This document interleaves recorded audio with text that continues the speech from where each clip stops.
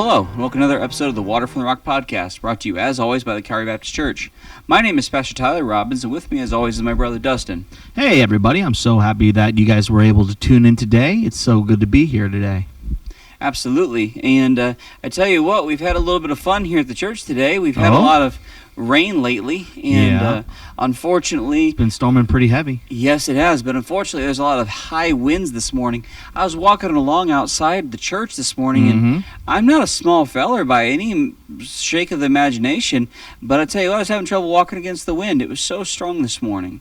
See, and, by the time I guess the wind came and kicked up, I was already in a couple locations for work, so I didn't even feel it.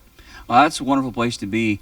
But unfortunately, the wind blew today, and this hasn't been a problem ever, but I was walking along, and I was talking to our grandma today, actually, just checking in on her, making sure she's doing all right. And, hi, Grandma. And I like to visit with her, and anyway, I was walking along, all of a sudden I hear a thump. I'm like, what in the world? I look outside. Our church sign got knocked over. It broke through the 4x4s that is mounted to... Not the one that's mounted at the church, but the one that's... the one in the yard. Yep. Yeah, it's put in the ground by two 4x4s, and I mean, they weren't treated properly over the years, and it wasn't encased in concrete or anything like that. But anyway, knocked that over, and I was so shocked. Yeah. And holy cow.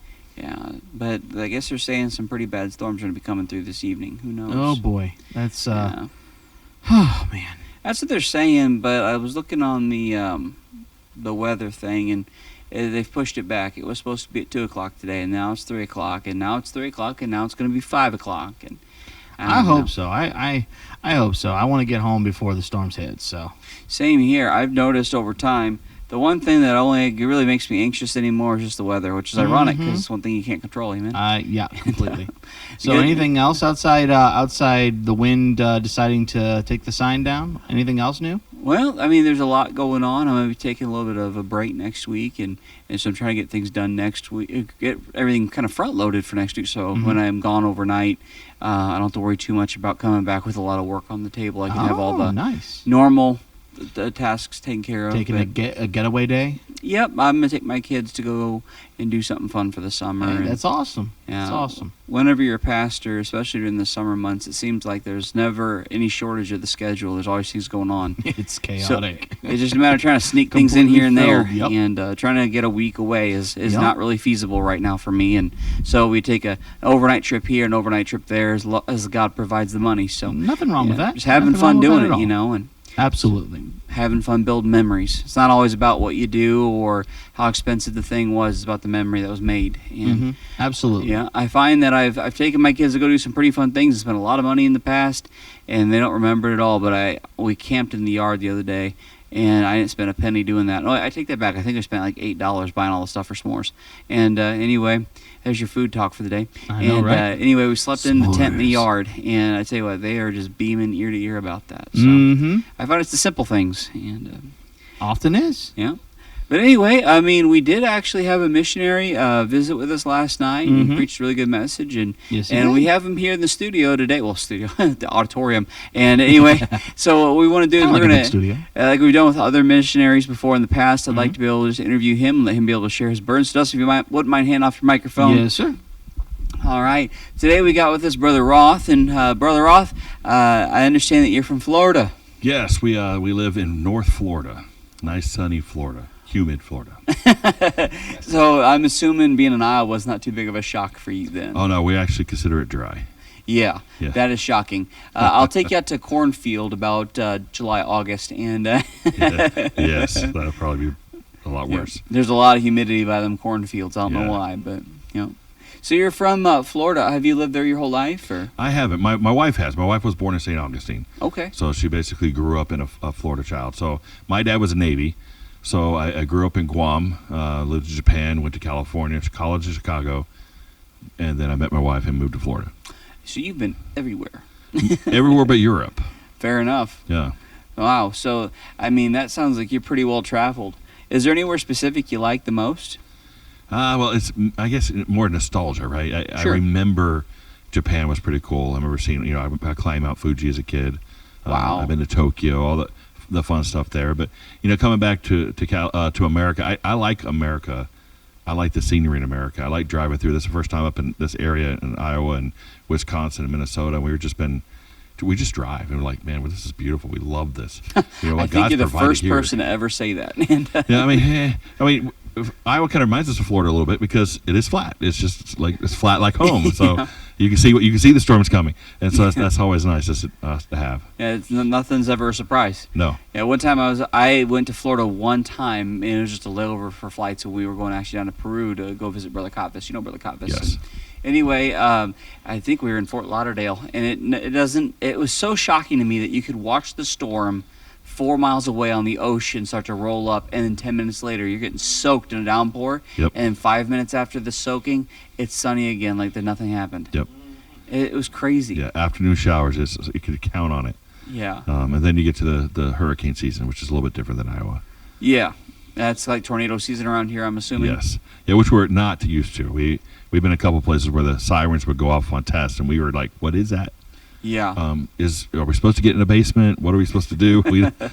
Hurricanes, you have 3 days to prepare. You're ready. You got the chicken biscuit crackers. You got the bottled water. You got the flashlight. You're ready to go. Yeah, plywood over the windows. Yeah, but when a tornado spins up, you're like, I think you got seconds. I don't know. Yeah, usually they can document rotation in the clouds. Usually it's just a couple minutes. Wow. And you don't have long, and they can appear out of nowhere, and they're a scary thing.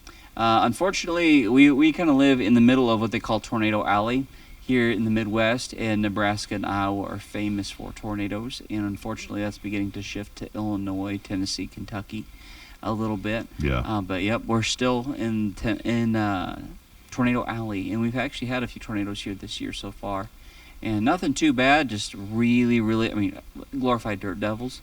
Yeah. So we've been lucky, or dust devils. We've been lucky so far, and knock on wood, because we're gonna have those bad storms come through this evening. So. Yes. But I know you said you've been all over the United States, and you lived in San Diego, you've lived in Chicago, you've lived in Florida, And Virginia. So through all of your traveling, is there anywhere in the United States you would like the most? I like the mountains. I mean, I grew up near an ocean almost my whole life, right? So my dad was Navy, so everywhere we went, we were on the ocean. Mm-hmm. But I found as we were driving, I like the mountains. Rocky or Smoky? But I like Tennessee mountains. Okay, the Appalachian Mountains. We noticed we went through Tennessee mountains, like we like this, and then we saw the mountains up in Oregon and Washington. We're like, yeah, these are kind of big. And then we went to Alaska, and we're like, yeah, these are just massive. Massive. 20-something thousand feet. We're like, yeah, we like the Tennessee mountains where you see the clouds at the top a little bit, but it's not like this just monster. Have you ever drove up them, like onto what's that place? Kleeman's Dome, I think is what it's called. Yes, yeah. Have you ever been up there? We have, yeah. It's beautiful. It is beautiful. And then what's that one place you can see different states? Up there in Tennessee. You remember that place? I'm blanking on the name. I don't remember the name. It might be Kleeman's Dome. Yeah. But they say you can see the lights of several different states from up there. We like to take the drive from Cherokee over into the Pigeon Forge area. We've been there. And up through those back roads up to the mountain there. It's beautiful. Cates Cove, the waterfall. Mm-hmm. It's very beautiful. Well, I've been to Cates Cove. It is very beautiful. And one year my dad and my mom, they splurged on a vacation when we were teenagers, and they rented a cabin in Pigeon Forge, and we go to Gatlinburg and, touristy stuff. And then we'd also go through and do, like you said, back roads driving. And yes. Yep. Do you know Brother Sammy Ellis then, by chance? No. Okay, he's over there in that area, close to Gatlinburg, and he pastored a church down there. I think he might have went to be with the Lord since then. He was old as the hills then, so he might be retired or gone to be with the Lord. But anyway, he's a great feller and great church over there. I didn't know if you had crossed paths with him at all. So. No, not that at all. Okay, fair enough. Yeah. So I guess anyway, I can sit here and gab all day, like I keep telling them, because we've been talking for a while before the podcast. And anyway, so tell me, brother, you are preacher, because I know you're ordained. So tell me, preacher, where exactly is your mission field calling? Where has God led you? God has led us to reach the deaf, and specifically the deaf in America is where our heart is. And it's a calling more of deaf overall, but God has sent us to the deaf here in America specifically. And I was in IT for most of my life, so I did a lot of traveling, like I said, into different areas. And I started to notice that deaf ministries were closing on a rapid basis, and that really kind of bothered me. And talking to deaf, like, well, I have nowhere to go to church. The church that had a ministry doesn't have one anymore, or I come to church and I try to read the preacher's lips. And it's just, that's really hard. So every time the pastor turns away from him and walks the other direction, they miss half the sermon as the pastor's walking the other way because they can't see his lips. One thing you said last night in your sermon, I don't mean to interrupt you here. No, go ahead. But one thing you said in your sermon last night that really spoke to me was whenever you are looking at a deaf person, that's the person you're addressing. Yes. So whenever the pastor turns his back, they can't hear a word, and so they miss it. And if he's not making eye contact, it's hard for them to accept it as theirs. Yes. And so it's just something that you said last night really stuck in my mind. So. And that's a big thing we're seeing is, where deaf have nowhere to go to church. And deaf tend to have drive long distances to get to a place. I think in California, I know of only like 6 Baptist churches that have a deaf ministry in the state of California. Holy cow, that's a massive state. And like 7 in Texas. And when you're looking at millions, in San Antonio, and I know of maybe 2 in San Antonio area that has millions of people. So they have thousands of deaf. Yeah, you said it's 1 in 1,000 on average. About 1 in 1,000 is the average, in an area. Bigger cities probably tend a little bit larger, smaller cities a little smaller. But, we're not reaching, we're leaving them behind. And you see it all the time, deaf, like, well, I don't have anywhere to go. And then even to a point where a lot of deaf don't even know the stories that we know. They don't know about Noah or the creation or David and Goliath. They haven't heard any of these stories. Because we have Sunday school as kids. And I don't know, you guys were probably taken to church as a kid. Yeah. I was taken to church as a kid. Most of the people I meet have been in church at some time as a child, learned all these kind of stories. Oh, I know Moses. Yeah, I remember Noah. He built the ark thing. So they have a basic grasp of that. But with deaf, a lot of times, even if they were brought to church, there may not have been an interpreter there. So they sat in church with nothing for the hour and a half. They went home. They didn't learn the stories. And so, they're still, it's hard to reach them and bring them into church. And that's kind of where our burden is. It's like, we still need to reach the deaf with the gospel. They still have to, we still have to get to them with the gospel. Everybody needs that opportunity to hear and to receive or reject. That's their decision, but we need to get to that point where we can share the gospel with everybody, including the deaf. We're called to do that. And so we want to help churches. There's many ways we can do that. One, we want to stem the bleeding. So if a church is getting ready to close their doors on the deaf ministry because they have no one that can sign, we want to help them teach people to sign and be able to take their ministry and reach the deaf with sign language skills. And so that's kind of the first thing that we start with is new ministries that are bleeding. They want to close the doors. They're going to lose their deaf. We want to make sure they learn sign language, have somebody that can interpret. We want to help them grow in a ministry. There are ministries that have just interpreting and not a Sunday school class. And honestly, one of the biggest draws for deaf to come to church is a Sunday school class. When you think of it this way, we talked about this earlier, but deaf are very isolated. Right? Yes. And so if you have just an interpreting ministry, what you're saying is come join the hearing and participating in a hearing church, and we'll interpret it for you, which is okay. And it's needed. And saved deaf that come to church need that, right? But to tell a deaf that's never come to church, or the last time they came to church, they sat there in silence, to come join the hearing, that's a really hard draw. It's kind of like if I was an English speaker trying to go to a Spanish church and they're speaking in Spanish, I wouldn't understand. Right. I might catch every other word, every 10th word, but I'll interpret it for you. And if you're not a saved person in Mexico, you're going to the Spanish church or whatever, you keep doing that because that's what you're supposed to do. But if you're lost, they're like, no, I'll interpret it for you. You're like, that's kind of boring, and I don't even know if I'm getting everything, and so.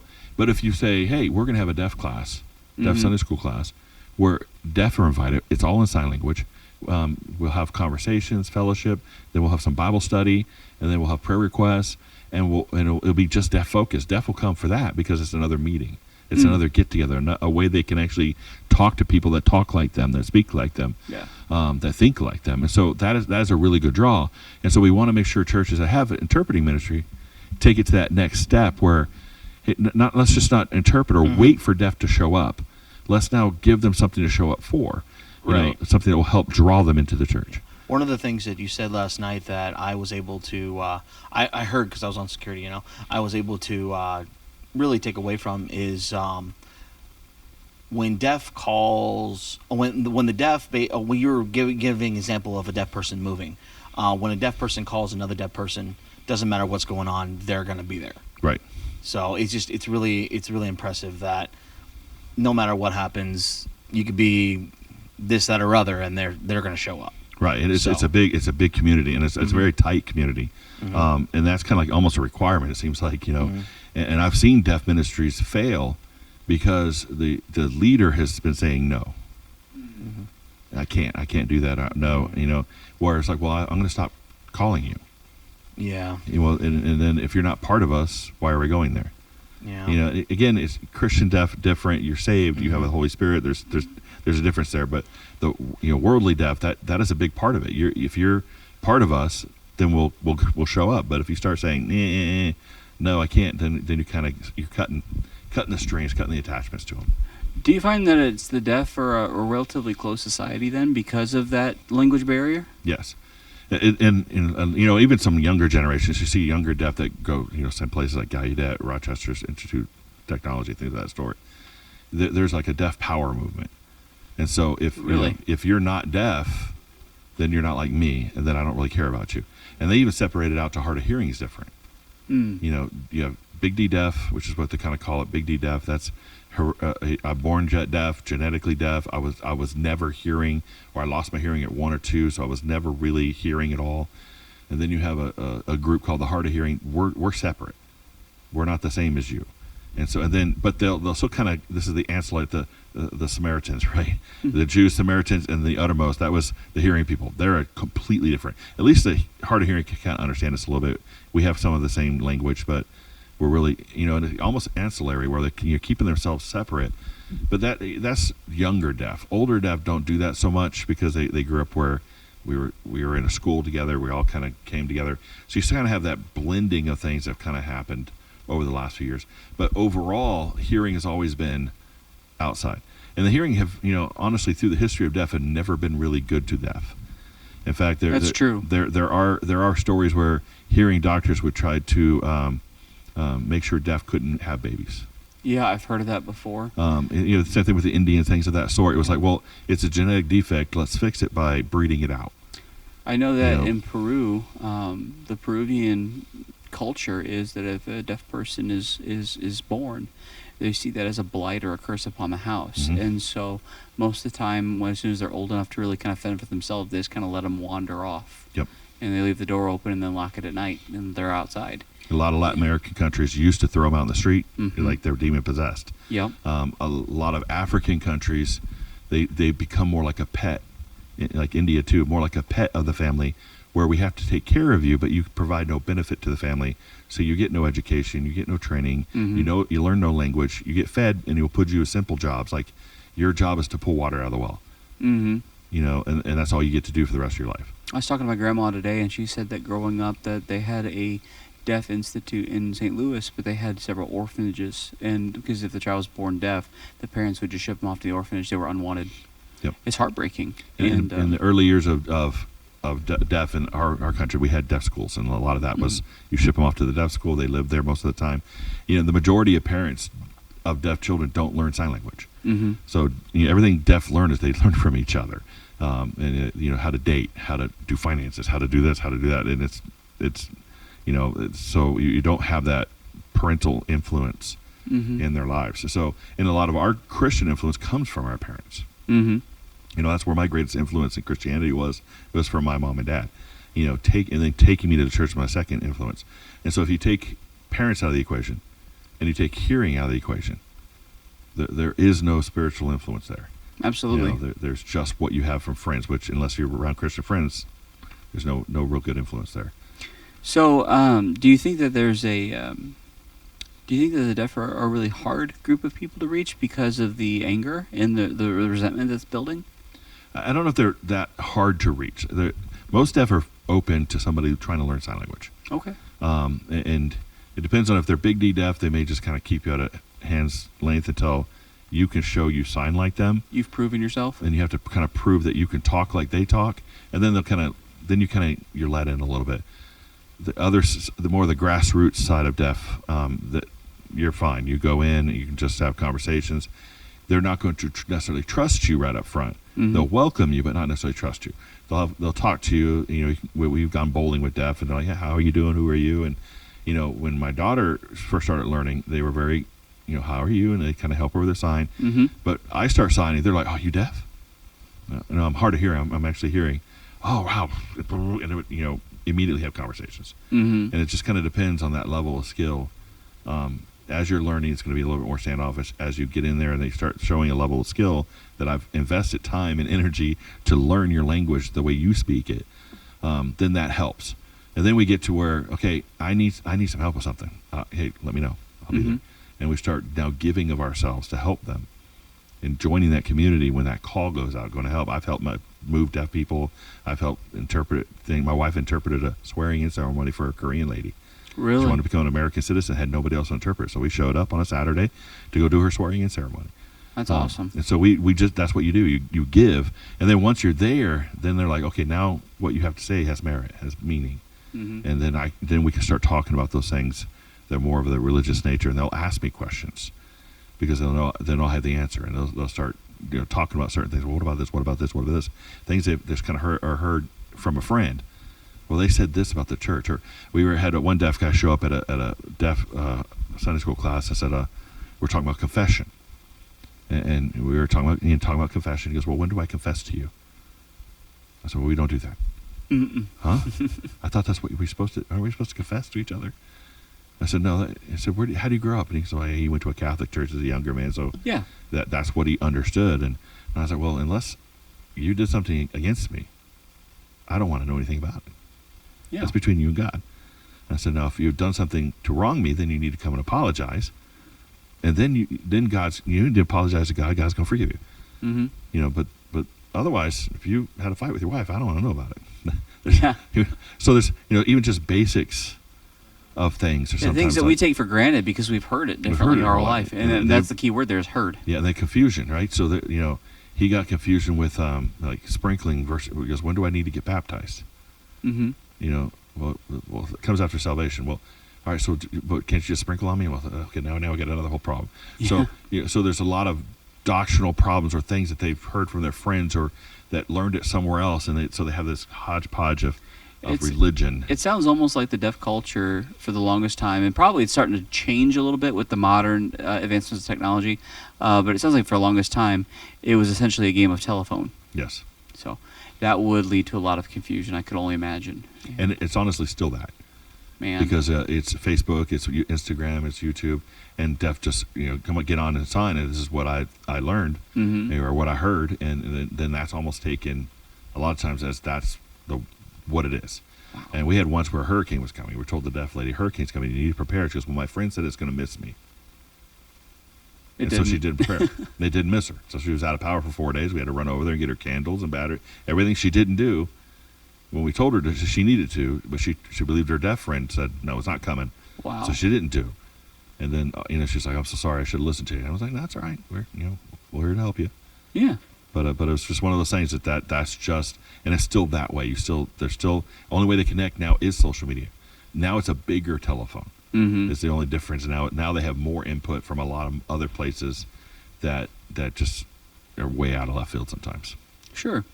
How long have you been working with the deaf people? You said that you've had a burden for it for a while. How long have you been working? So I started learning sign language. My mom started losing her hearing when she's about 40-something. I was a senior in high school. And the only way she could hear me, I had a deeper voice, probably noticed. But the only way she could hear me is I had to talk like Mickey Mouse. Oh. I had to change my tone way high. And I'm a senior in high school. That's so weird. Usually it's the higher pitches that leave. Yep. Hers was all the lower pitches. Wow. And so my voice is like gone. And then so, but she's a teacher at school, Christian school. So now I have to talk this way in front of the girls. Not cool. And I'm like, Mom, stop coming around because you're embarrassing me. Mm-hmm. Not because of who you are, but because of the way I have to sound. Mom, leave me alone. Exactly. I sound like this. Hi, Mom. And it's just one of those like, ugh. So I started learning to finger spell. I went to Bible college and God put me in a room with two deaf men. And I remember I would finger spell to them and try to talk. But it was like the Holy Spirit pricked my heart going, okay, Jacob, if I needed you to tell them the gospel, do you think this is really the way to do it? Try to finger spell everything out. Yeah, it's going to take a long time to spell. It's going to take a long thing out. It's going to bore somebody. It's, they're like, this is like listening to a baby talk. It's like a 2-year-old trying to witness to, 30-year-old. It's not going to go well. Yeah. And I'm like, you're right, Lord, I need to learn this language. And so I started learning and started focusing on it. And I didn't go to a class. I learned with deaf people. I joined the deaf ministry, and I just fell in love with deaf culture, deaf people. And that was about 30 years ago.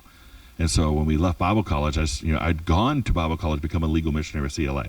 I had talked to David Gibbs.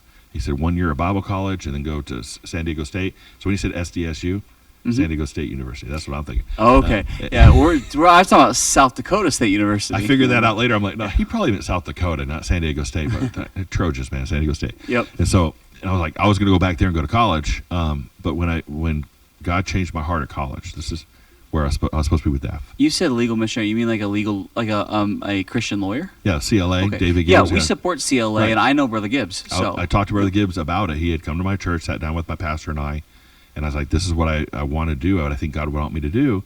And he goes, you need to go to Bible college. I said, well, which one do you recommend? And he recommended the one in Chicago and said, that'd be a good one. And get 1 year Bible college under your belt, get your doctrines, get what you believe, get all those things solidified.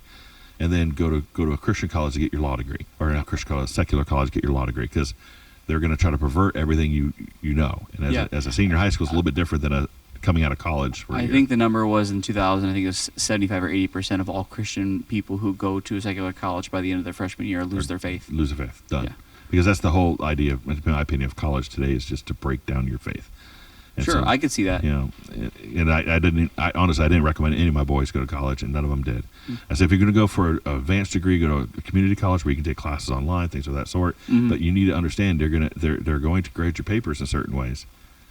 If you write what you believe, and I recommend you do write what you believe, but you better be able to defend what you believe. Yeah. And so we went through that a lot with them, because they dual enrolled some of my children, and I said you need to know why you believe what you believe. Because the professor's going to push back on you. And if you can defend it accurately, they should not be able to grade you wrong. That's how my parents taught me. My parents taught me, this is what we've taught you to believe, but now you're a teenager.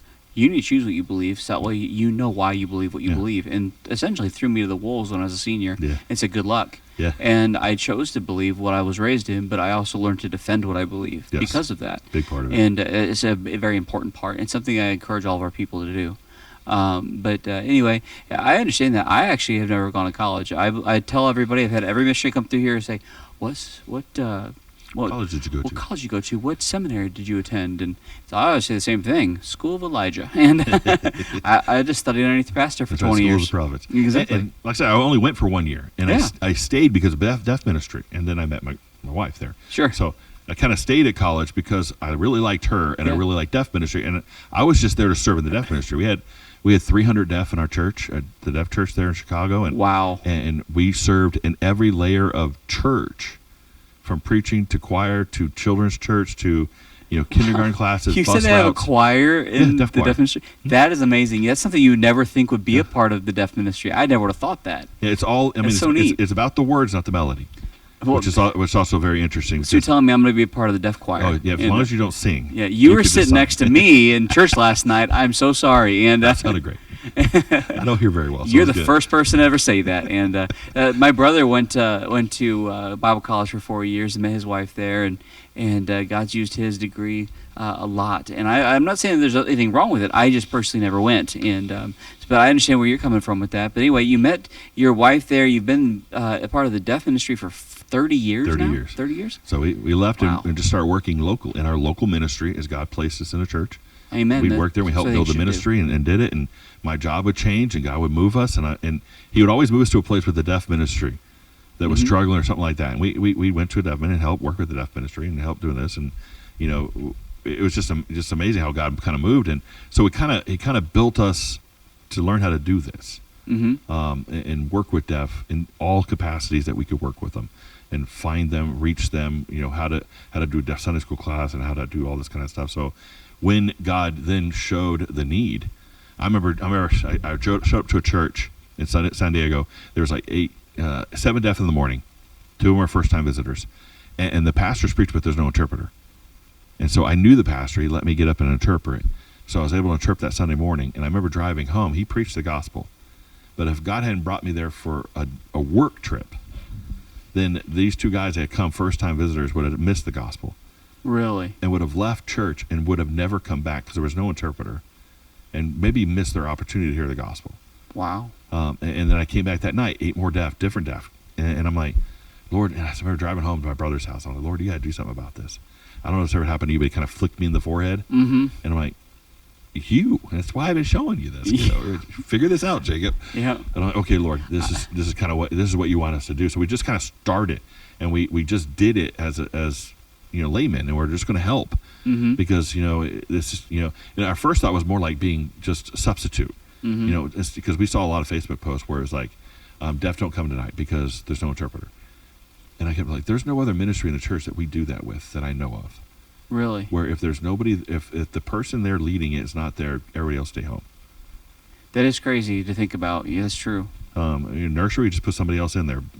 Sunday school, we just put another teacher in there. But with deaf, and I get it because with deaf, it's a very specialized ministry. You have to have somebody that can sign. It's probably the same thing with a Spanish ministry. If you're only Spanish speaker left, or interpreter left, then you would have to, don't come in or you're not. I mean, I get it, but it just broke my heart. And I was like, Lord, and so that's kind of part of what we were seeing. And we're like, we just want to be able to substitute with other churches where the interpreter has to leave. And we'll just kind of come in and interpret. And we did that, but we were burning through every vacation day we had. And I'm looking at my wife like, this is not sustainable.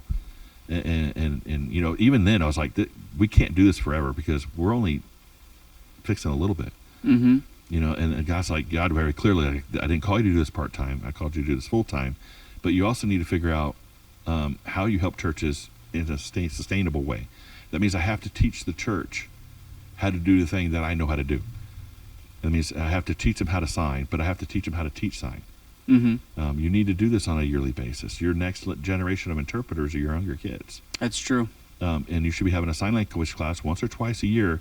That way you're training up your next interpreter, because what we're finding was one interpreter older leaving, going to heaven, retiring, moving to another state, and they leave the deaf ministry with no interpreter. There's churches all over the place that's happening. But because they never trained that next generation, they don't have anybody.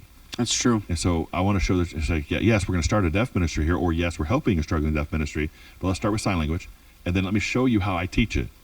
So that way you can do this on a yearly basis and teach it. That way the kids, I had a lot of kids in my own church that were 7, 8, 9 years old in the class. I said, wow. Bring them. Bring them. They're not going to get everything right now, but they're going to get it next year again. They're going to get it next year again, yep. And they're going to get it next year again. And they're going to see the interpreter over there every Sunday, Wednesday night. They're going to see it. They're going to start getting it to when they're 14, 15 years old, they can sign. Yeah. That's I learned how to finger spell in sign language whenever I was 8 years old. So yep. Don't be afraid to start them young. I feel that way about ministry, and I don't know how familiar you are with spiritual warfare and whatnot, but I'm a big believer in spiritual warfare, and I'm very much about teaching the young people to do it too. Because when does Satan start attacking you? Does he wait for you to turn 18 and move up front of mom and dad? No. When you get saved, you're fair game. Yep. And so might as well let them know there's a devil out there trying to get them. Be ready. Yep. And so I'm all for that. We're running short on time here, brother, but I do have a question for you. You said that you've been working in the deaf ministry for 30 years. If somebody were to want to get into working in the deaf ministry, do you have any advice? And how easy is it to learn the deaf language? I also have a question that kind of ties in with that.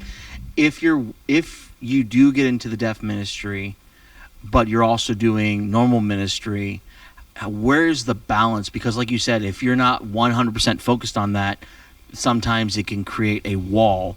What do you suggest if you're trying to do regular ministry and deaf ministry? Where's the balance?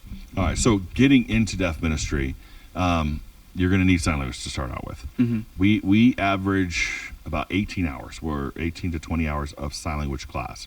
We spread over 3 weeks, sometimes 5 weeks, depending on what the church has available, how much time they want to invest in. If it's a 2-week thing, then we're doing like every night. We're having sign language class. But we want to get somebody to the point where they can learn on their own.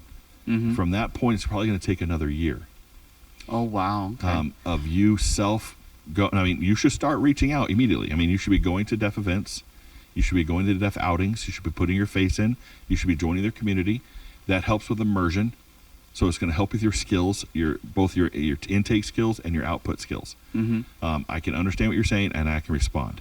And then that's going to build those skills up, right? And then you maybe have a big day or something like that after a year where we invite the deaf to come. We're going to have a lunch. We're going to have some, games and fun time, but we're also going to have a Bible study or whatever we want to do for that kind of day. And then you should be at a point about a year from that point that if you've done self-study, you've maybe done some online classes on YouTube, you've done those things to improve your skills, you've immersed yourself in deaf culture, going everywhere you can to meet deaf, find deaf, every deaf you find, you talk to. About another year, I see, is what it would take to get to a level that you can interpret well enough to interpret the service. Starting out, even after that 5 weeks, you can probably interpret a service, but it's going to be very slow, and you're probably not going to have a lot of deaf stick around. So I would wait to invite somebody until you can get to the point where you can take and record yourself. Listen to the preacher later on live stream. Try to interpret it all, and then watch it back. Where is it understandable? And get to the point where, like, okay, I'm getting most of it. That you want to make sure you put your best proficiency forward when you start inviting deaf to come. But then we would start with like a Sunday school class first. That way the deaf have a pull to come into that. So that's usually about the time frame. So about 3 to 5 weeks of training, 18, 20 hours of language, grammar, and vocabulary. And then you go about a year of practice and self-training to get to the point of proficiency, a level of proficiency that's understood. When you get into multiple hats, that's where you start having some issues, right? And my son ran into this just recently. I started at Deaf Sunday School at my church, but I had to leave. I'm a missionary. I got to go. He teaches boys Sunday school class, young boys.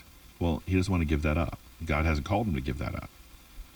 But he's also the only one at church that's a man that can sign at the proficiency to teach a Sunday school class and sign. So he is volunteered to do Wednesday nights. They're going to do Wednesday night Bible study. But he led the singing Wednesday nights. So I see. So he had to give up leading singing, which he was willing to do, because God hasn't called him to lead singing. God has called him to teach a Sunday school class. So that was the one he felt he had to keep. But he had to make the decision on that, and they found another man that could lead singing, and he's doing the Sunday school class on Wednesday evenings. So, and I'm still the head of that ministry, and so you still need somebody that's the head of the ministry that goes, I have the burden for it. I want to drive it forward. I'm the person they would come to. I have the sign language skills to really help and talk, even through video chat. If they ever needed to call me, we can sign through video chat and have that conversation. You still need that person to be the head of the ministry. That's not necessarily dividing hats. Some that, as long as there's not a lot of conflict in between your hats, you should be okay. But the deaf need to know you're the one that cares about them. You're the one that you'll be there. You're the one that will answer their call. And that needs to be somebody, and that sometimes somebody has to give up. Like I used to be in choir. I said I couldn't do choir and interpret the songs at the same time. I've actually sang in a quartet while signing, because there was no other interpreter there to do it. So I had to wear a headphone like this and sing the bass part and sign the song at the same time. It's not easy. No. And it's probably not super clear for the deaf or for the hearing, but sometimes you have to do things like that to do it. But the deaf want to know that you love them and you care about them and that they're important. And too many times hearing kind of push them to the side. You're not important. We were at one church. I saw a deaf man come in with his brother, but the deaf man was like 3-year-old. He had very, very limited sign. He was 45 years old, but he had like a 3-year-old mental capacity. Wow. And his brother, because this is his brother's hearing. This is my brother, and I signed to him. It is very simple sign. And his brother sat in Sunday school, in the adult Sunday school class. And I'm like, okay. So I sim-commed. I preached in sign and voice the whole Sunday school lesson. Wow. And I brought very low levels sign language. I know he's not getting all of it. But the smile on that man's face, somebody cared about me. And then his brother's crying all through Sunday school class. But I didn't do it for the brother. I did it for that deaf man to know somebody cares about him. Absolutely. And because when he may only have a 3-year-old, and somebody may be able to present the gospel at a 3-year-old level, and he may trust Jesus Christ because somebody showed they cared, even though it's a very low level sign. Yeah. And that's the point, is sometimes we have to do that. But the deaf person needs to know, I care about you. I love you. Jesus loves you. And you are just important as everybody else in this auditorium. And that you are not second class. You're just the same as everybody else. Everybody else is equal at the foot of the cross. Amen. So, That's great. And thank you for sharing all that with us. I very much have enjoyed you being around here. I've enjoyed your fellowship, and I hate to see you go. Here. I know you're going to be leaving here because you have to go to.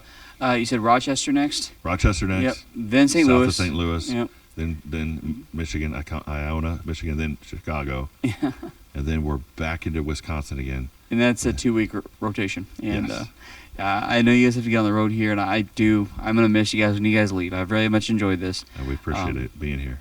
I will share with you, we're going to wrap up here, but I will share with you that I can speak specifically to the deaf ministry, beings that we know Brother Kotvis. I mean, we did a lot of work with deaf orphanages, and we've done that in the past, and I've always had a big heart for those people.